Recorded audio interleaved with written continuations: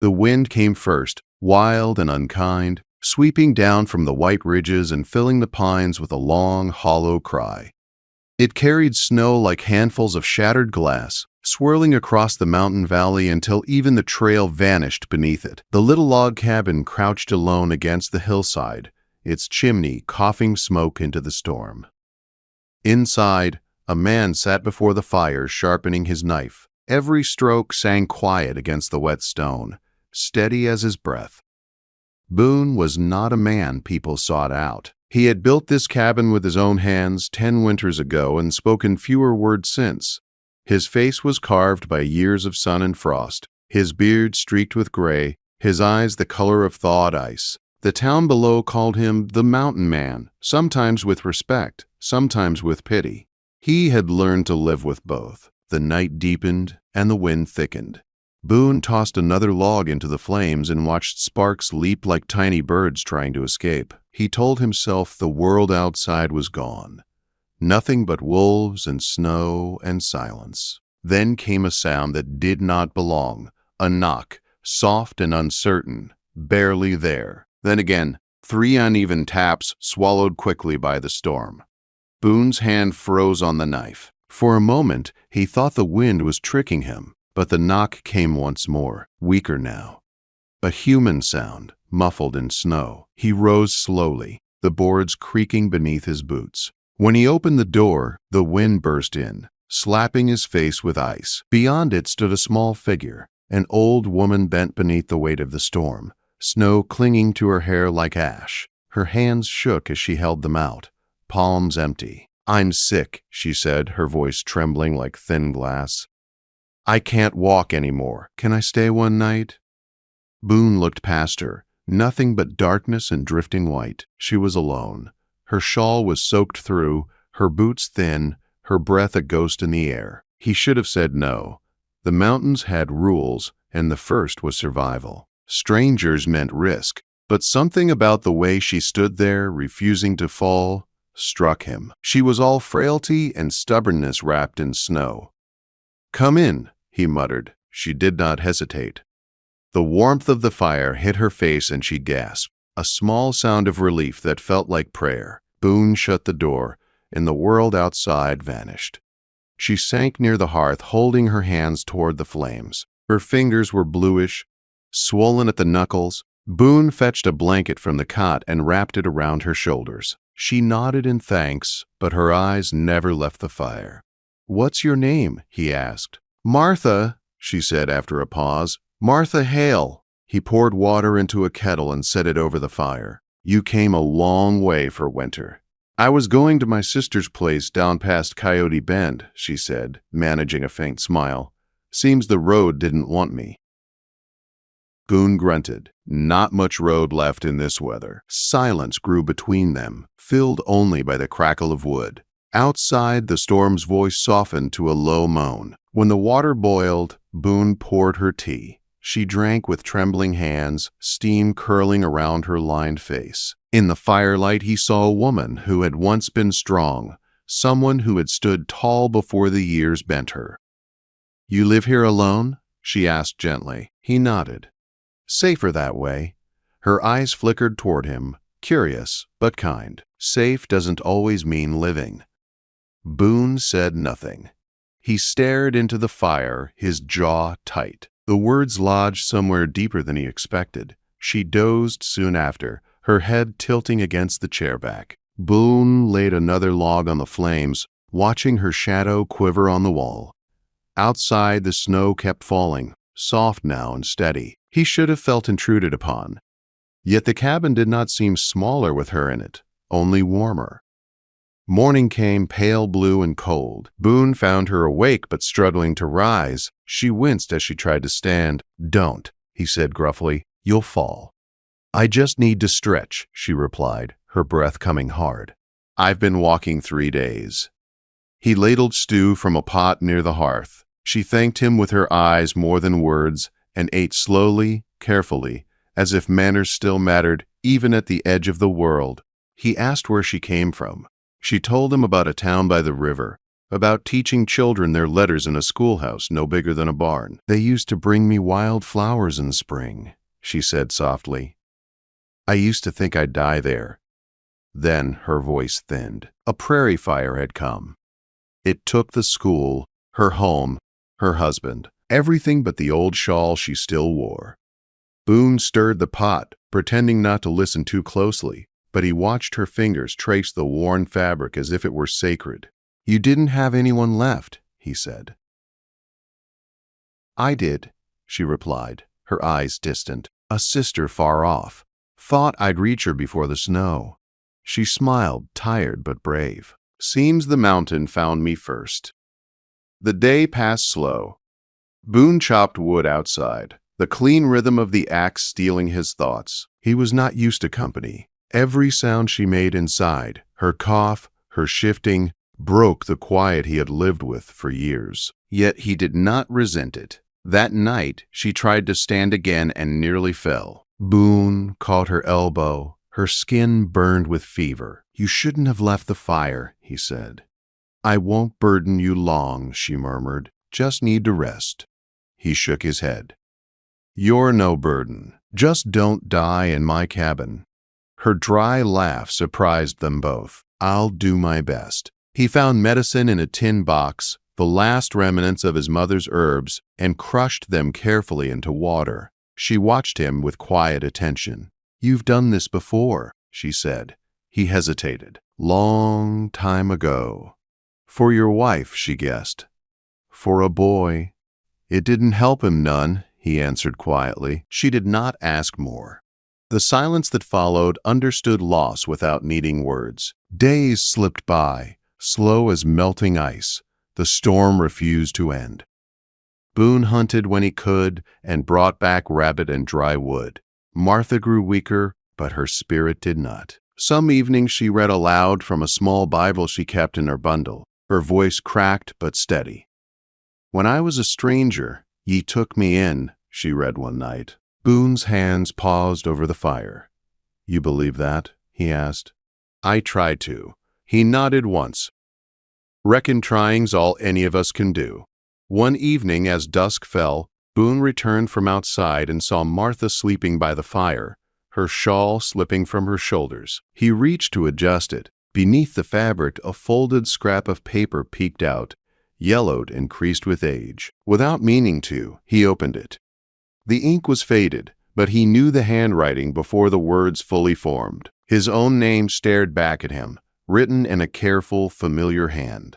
A letter addressed to Ellie Boone, his son. Boone's heart stilled. He looked at the sleeping woman by his fire, her breath shallow but even, and the truth struck him like lightning through snow. The stranger who had knocked on his door was not just lost. She had come from the very past he had spent 10 winters trying to bury. Outside, the wind whispered against the cabin walls, as if it knew a secret he was not ready to face. The letter felt heavier than it should have, as if the years folded inside it had weight of their own.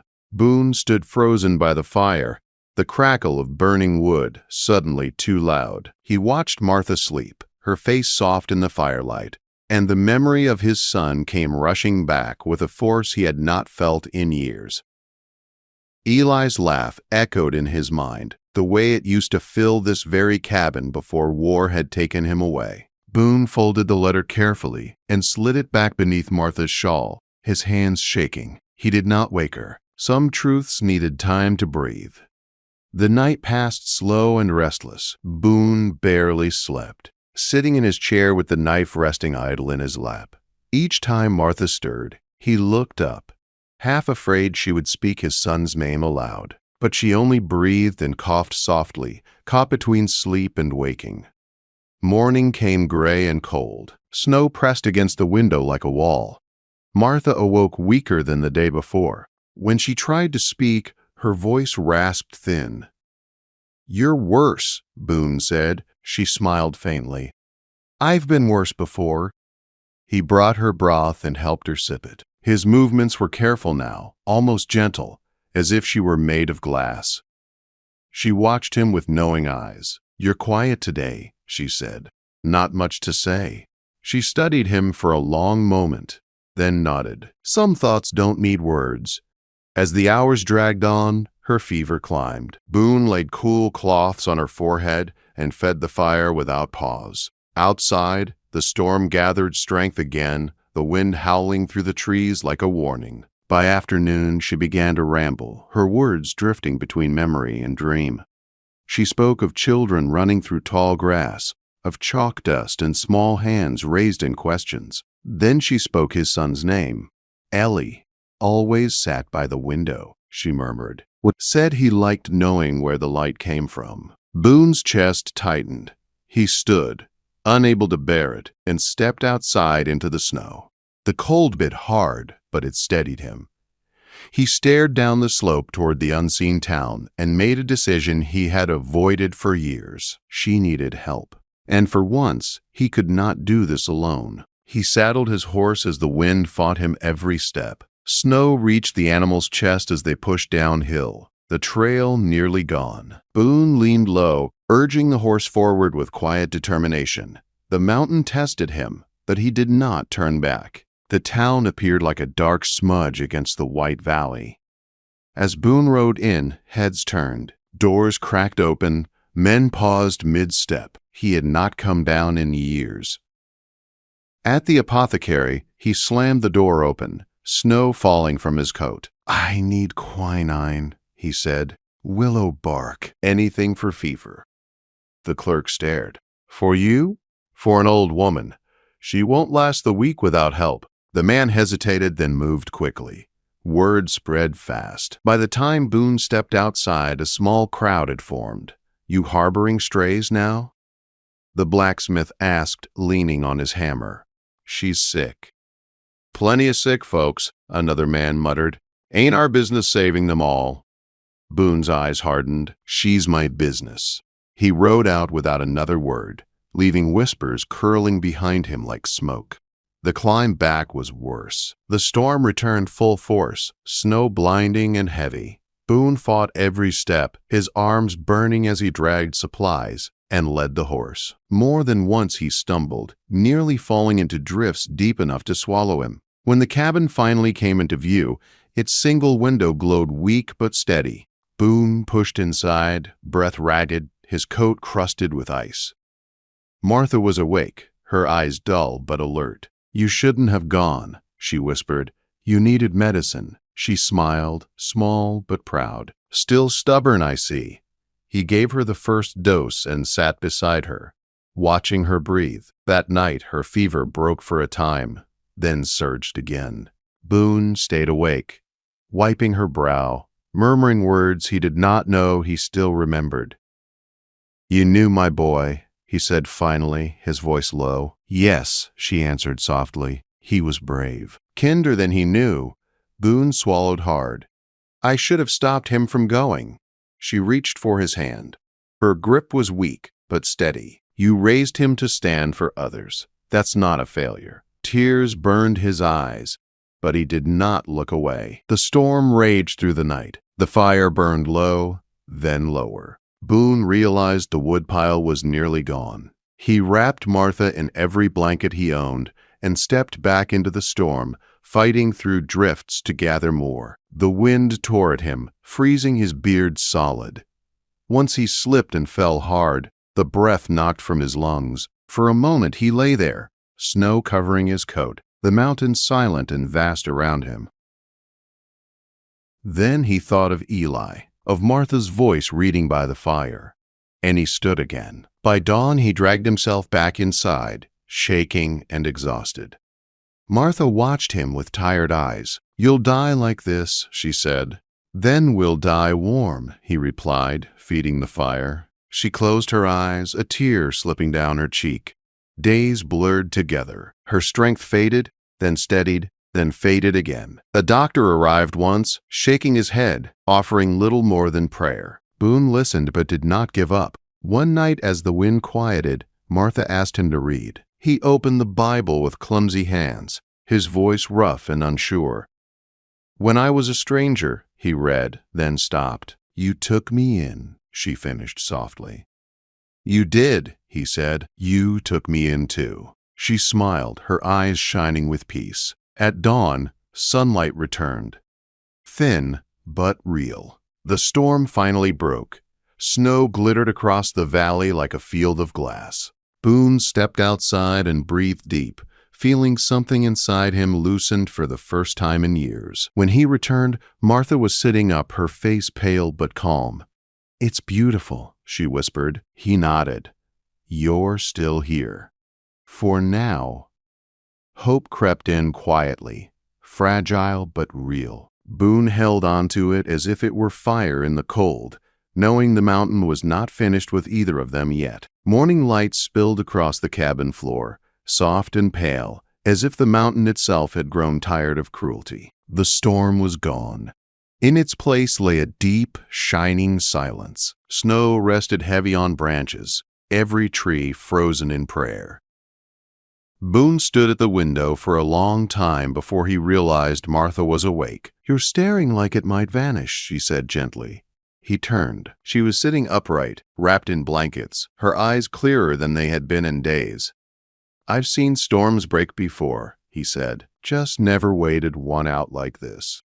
She smiled. Sometimes waiting is the bravest thing. Her strength returned slowly. Not all at once, not like a miracle folks told stories about, but inch by inch.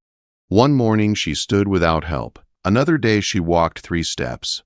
Each small victory felt larger than the mountain itself.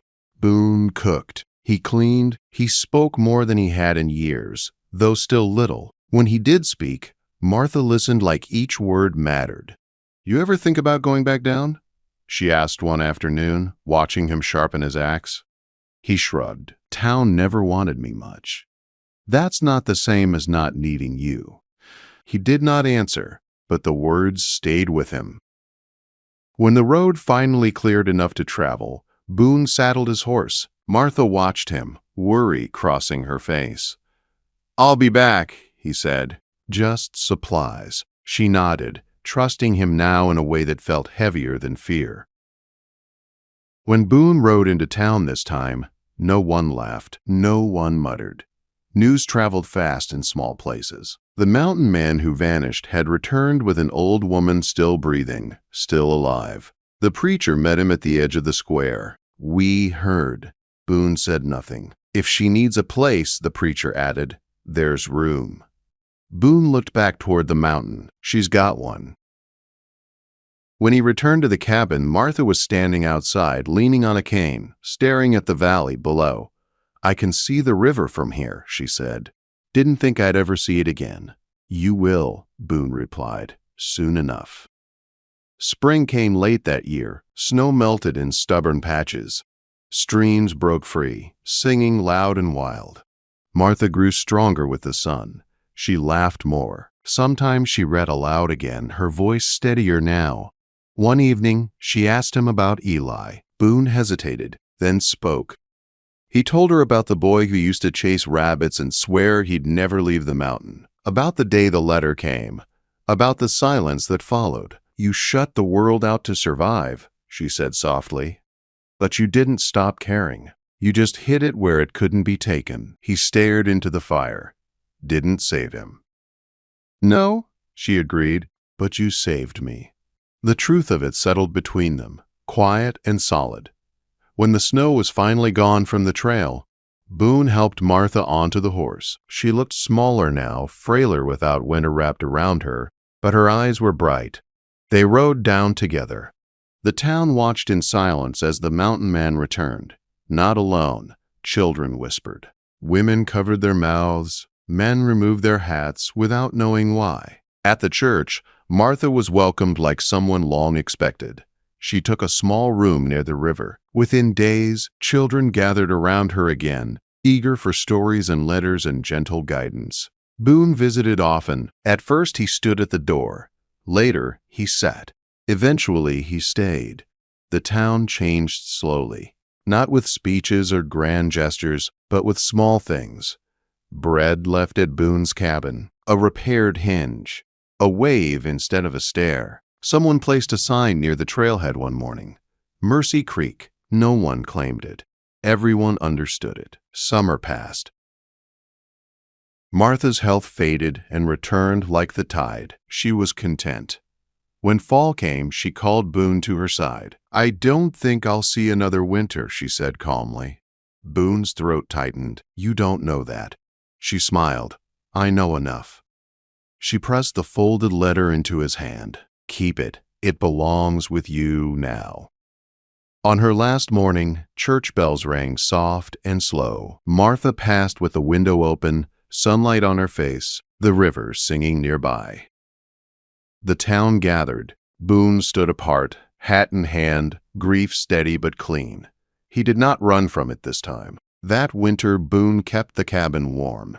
He kept the door open. When the first snow fell, he whispered to the mountain, "Mercy keeps the wild away." And for the first time in many years, the mountain seemed to agree.